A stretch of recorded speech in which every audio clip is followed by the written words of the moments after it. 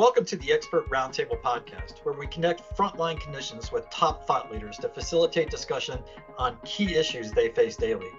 Today's podcasts will highlight perspectives on Alzheimer's disease from Dr. Marwan Sabbagh from the Barrow Neurological Institute in Phoenix, Arizona. Dr. Sabbagh, would you like to introduce yourself? Yes, hi, I'm Marwan Sabbagh. I am Vice Chair for Research, Professor of Neurology.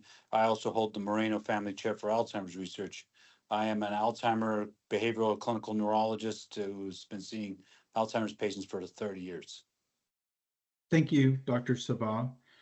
Dr. Tangalos from the Mayo Clinic in Rochester, Minnesota. Dr. Tangalos, would you like to introduce yourself?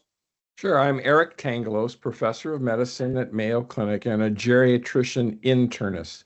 And I have been a part of our Alzheimer's Disease Research Center since we started in 1986. Thank you, Dr. Tangalos. And Dr. Charles Vega from the University of California, Irvine School of Medicine. Dr. Vega, would you like to introduce yourself? Yeah, certainly. I'm certainly honored and humbled to be part of this esteemed group. So thank you very much for drawing us together. I'm a family physician, so I'm a clinical professor of family medicine at the University of California in Irvine. I work in the biggest safety net clinic in Orange County. I've done that for 25 years, and I run UC Irvine's program in medical education for the Latino community. Great. Thank you very much, all three of you. Our focus questions will be, what do we mean when we say that Alzheimer's disease is a progressive disease? What is the general approach to slowing disease progression in patients with or suspected of having Alzheimer's disease? There's this long preclinical stage where patients are not going to exhibit symptoms, but the pathology is building up, and there's been some strong research that demonstrates that and can help predict folks' risk of progressing onto Alzheimer's disease with overt cognitive symptoms later on in their life. And that's why it's so important to think about the intervention. So I want folks who are following these patients on a routine basis, when you're thinking about controlling blood pressure, controlling type 2 diabetes, absolutely critically important for renal health, for cardiovascular health, but also for brain health and those same risk factors. I've seen this in my own practice, unfortunately, because I have so much obesity, type 2 diabetes, hypertension, hyperlipidemia in my practice.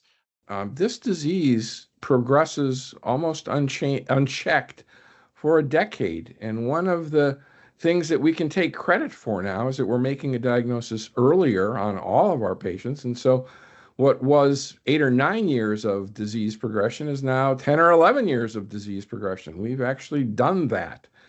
And so there's plenty of opportunities along the way to intervene and to try to slow the progression. And, healthy lifestyles, the appropriate foods, managing the diabetes as well as the blood pressure are important.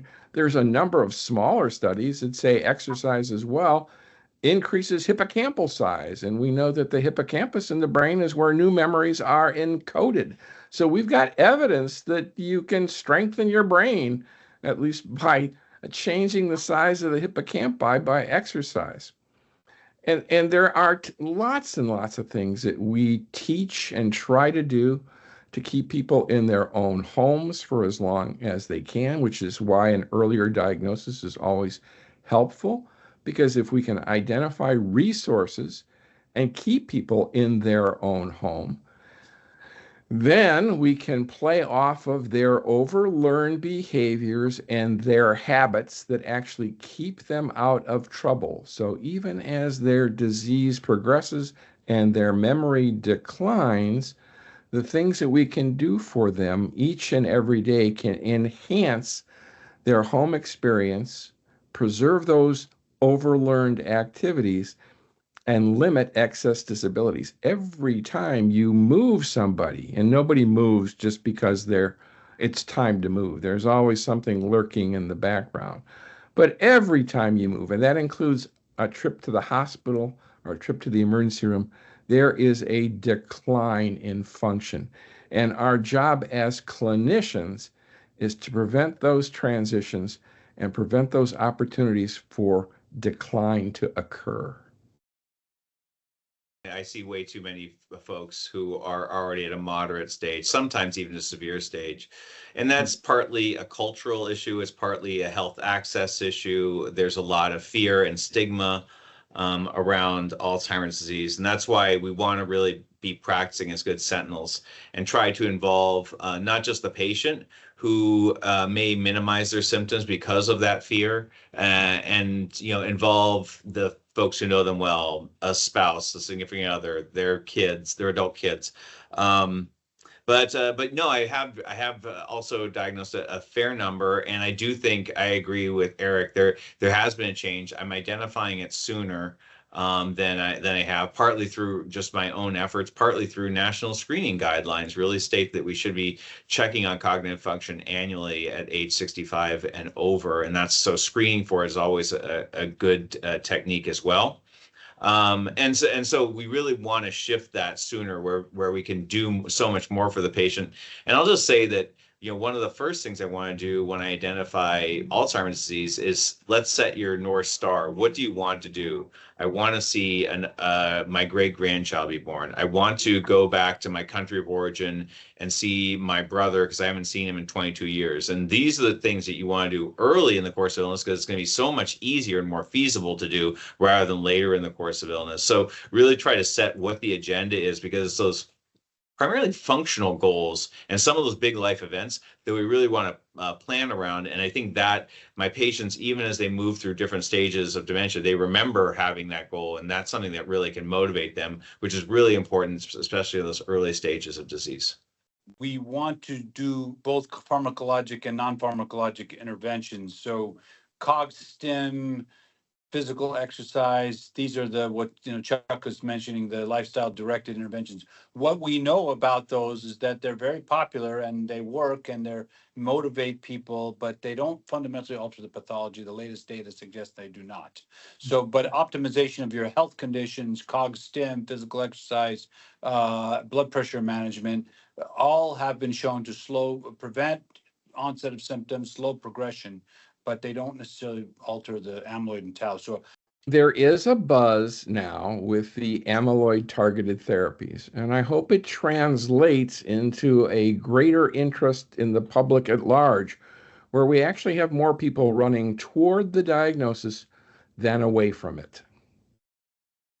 The fundamental thing is that these drugs do bend the curve. They do slow the rate of decline. But in an N of 1, if you're talking about an individual, they're getting worse, but they're just getting less worse than they would have had they had no treatments. But we're just not being able to convey that very well. And people need to understand that these drugs have cumulative effects over time. They slow the rate of progression. They prevent or postpone or delay progression to dementia from mild cognitive impairment. And people don't understand even what MCI is in dementia. So MCI is an independent state, meaning you have cognitive issues, but you're still independent. And dementia is a dependent state where we're cognitive issues that are affecting your daily life. So if I can stay independent much, much longer because I have a disease modifying therapy, that is a win. I think people need to understand that these drugs do prevent, delay, or postpone us from getting to dementia. And that's the argument here, but we just don't do a good job conveying that well. Right. I don't think these agents are really ready for the primary care space right now. We're talking about frequent infusions with a lot of, particularly at the outset, heavy monitoring using neuroimaging. That's fairly precise, and I think really requires a lot of discrimination on the clinician's part. With some shared decision making should these amyloid-related imaging abnormalities, or ARIA, develop. I'm there fully supporting. So I'm back behind my friends in neurology who are doing such a great job, and I'm going to continue managing the symptomatic therapies, as was mentioned, because we're very familiar with those, and that's core to primary care. And we're also going to manage the behaviors and all the other lifestyle changes and factors that are absolutely fundamental to the care of Alzheimer's disease. But for now, I think that those disease-modifying therapies, those anti-amyloid therapies, are really best left to the specialist space. And I'll just stop. One more point is that I've always sought to have co-management in Alzheimer's disease, just because it is such a complex illness that comprises the social, the familial. You really want a team around you for this. So including somebody with a lot of expertise who has access to disease-modifying therapies, but just as important, a social worker, a case manager, potentially mental health help, all those, and therapists, physical and occupational. So I think that the more folks you surround with a patient in the center, getting the care that they need makes a difference, particularly with Alzheimer's disease. Because this is going to be something that usually I'm going to follow patients for, honestly, like a decade or more, for the most part, and really want to give them good, great care actually throughout that course of illness. And so Chuck is right. This is not going to be at the primary care level. I know that it's still coalesced under the specialty domain. As a specialty neurologist, I've prescribed over 40 prescriptions on the monoclonals. And that's where that's pretty much where it's landed. The hope, of course, is that you go from the super specialist like myself to the general neurologist as the next step. But most of the time, I would say right now it's coalesced into the highly specialized centers like Mayo in Rochester, ours at Barrow, and places like that. It's ready to go. And primary care docs and the public are well aware of disease-modifying therapies for multiple sclerosis, for a lot of the rheumatologic diseases, and for the most part, these are monoclonal antibodies. We've just been through COVID. We're still in COVID, and we all have some working knowledge of the monoclonal antibody that has been used to treat COVID, to give us the vaccinations. So this is an exciting time for lots of reasons, and the public is better informed today than ever before and should be more adaptive to how this goes. Now, to Charles' point, primary care doesn't do a lot of these individual MABs. They don't do it for rheumatologic disease. They don't do it for multiple sclerosis. And to Marwan's point, the therapies for Alzheimer's disease are going to end up like the therapies for cancer. They're going to be in the hands of people that sit around a table, think about what the best approach to these individuals, develop a treatment strategy that is shared decision-making, and then move forward with that. It's not going to be an easy disease to treat with the new targeted therapies, but it is a disease that does have a background that we can already play off of. Great. Well, with that, I'd like to thank all three of you, Dr. Sabbagh, Dr. Tangalos, and Dr. Vega, for sharing your insights with us today. And thanks to our audience for tuning in. We hope that this podcast will be valuable for you in the way that you treat your patients. We look forward to having you join us next time.